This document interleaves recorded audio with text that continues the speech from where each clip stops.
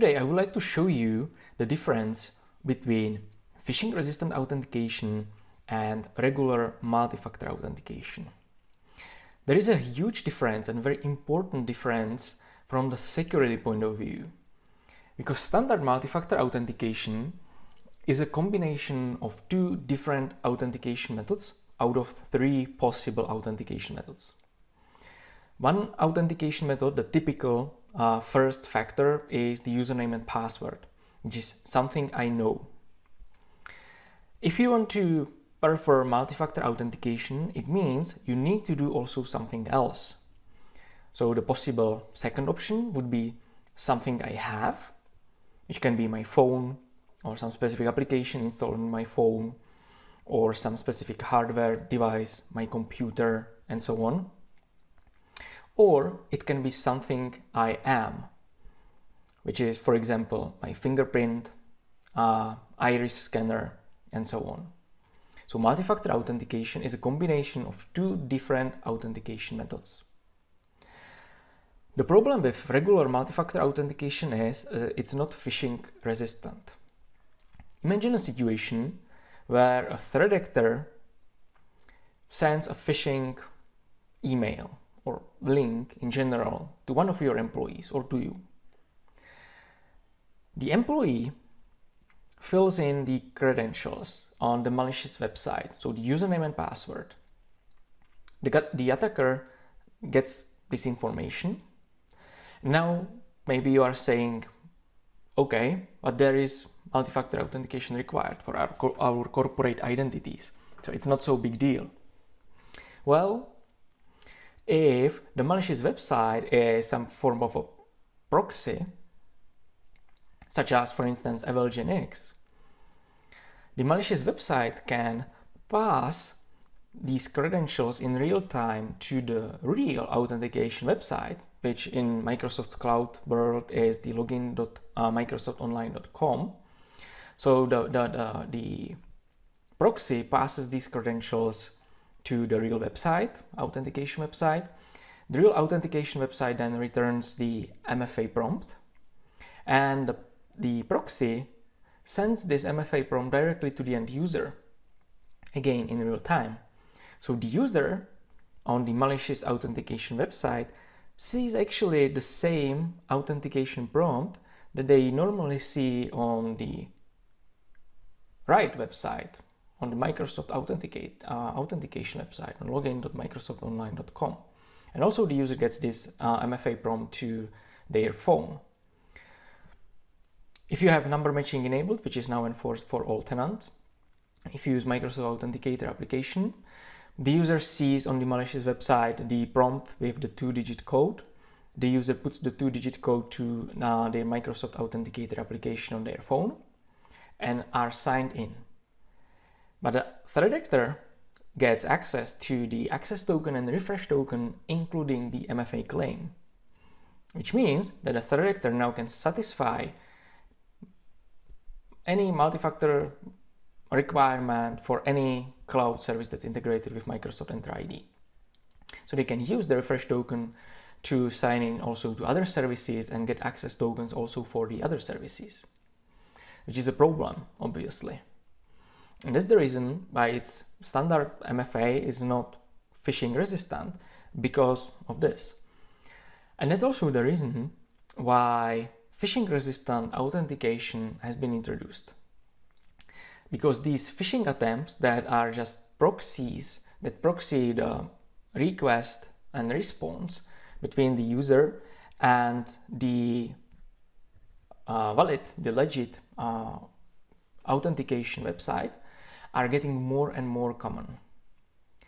That's the reason why it's recommended to enforce phishing-resistant authentication, at least for privileged users, but the ultimate goal should be to enforce it for all users. Phishing-resistant authentication works the way that there is a public-private key pair on the background that's used for authentication. So when a user registers, for example, FIDO2, which is one of the phishing-resistant authentication methods, On the background, technically, there is a private key generated locally on the FIDO2 token, and there is a corresponding public key that's then sent to the authentication service and paired with the specific account. This public and private key pair is tied to the specific authentication website, and it's not possible to use it on any other website. So it's tied to the login.microsoftonline.com domain, in this case of Microsoft Online Services. And it's not possible to use it on any other authentication website or potentially malicious authentication website. So whenever users are phished, they get some phishing link, they are redirected to a malicious website that asks for credentials, the phishing-resistant authentication method will not be usable on these malicious websites. Let me show you how it works in practice. I'm on office.com portal. First example will be with the regular multi-factor authentication. So I will use my username, password, and Microsoft Authenticator in the regular number matching MFA.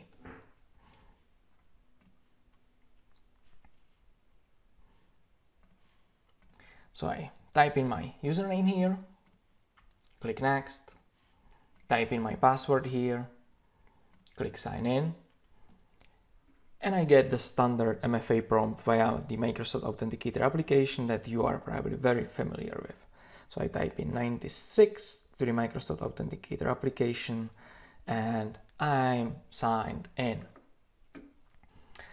This was the regular multi-factor authentication that's not phishing resistant, because I could have done the same on a malicious website and now the threat actor would have access to my primary refresh token and access token, including the MFA claim. Well, let me show you how it works for phishing resistant authentication. So I sign out from here, click back sign in, and when you want to use one of the phishing resistant authentication methods, you click the sign in options here, and the first option that you see is face, fingerprint, PIN, or security key, which are the phishing resistant authentication methods. So I choose that, and now I'm prompted or asked which method I want to use or which account I want to use for the phishing resistant authentication. Here I have two accounts. Both of these accounts are enrolled to Windows Hello for Business as passkeys.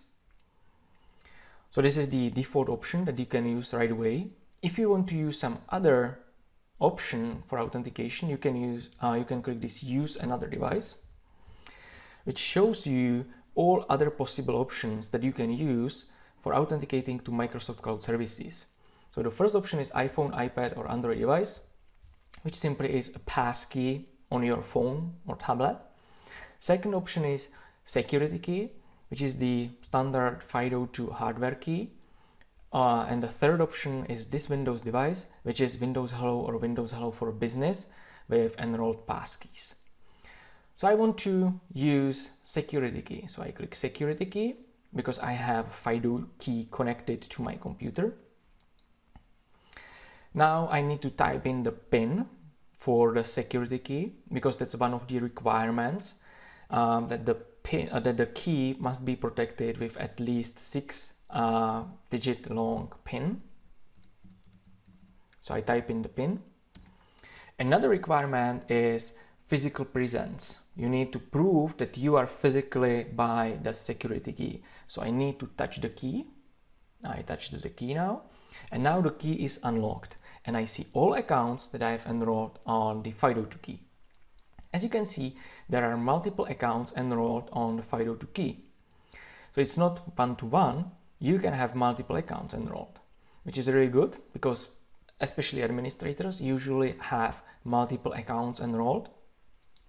So you can have only one physical device, one physical FIDO2 key, and you can store all your FIDO2 accounts on the key. The number of the accounts that you can store on the key depends purely on the vendor, but usually it's around 20, 30 different accounts that you can store on one key. So I choose the account that I want to use for sign-in and just click OK. It doesn't ask me anything else, and I'm signed in right away. When using phishing-resistant authentication, you don't have to type in your username, nor your password, nor do any other multi-factor authentication. You just unlock the FIDO2 key, prove physical presence, so touch the key, and that's it. Nothing else is needed. So it's not only very secure, but also very convenient. Alright, that's all from my side for today. I hope you liked the video. Please share the video with your friends, with your colleagues, with your peers. If you have any comments, let me know. Don't forget to follow my Cybersecurity World blog. Also, don't forget to follow my social profiles on social networks such as Twitter and LinkedIn. And that's really all from my side for today. Thank you and have a good day.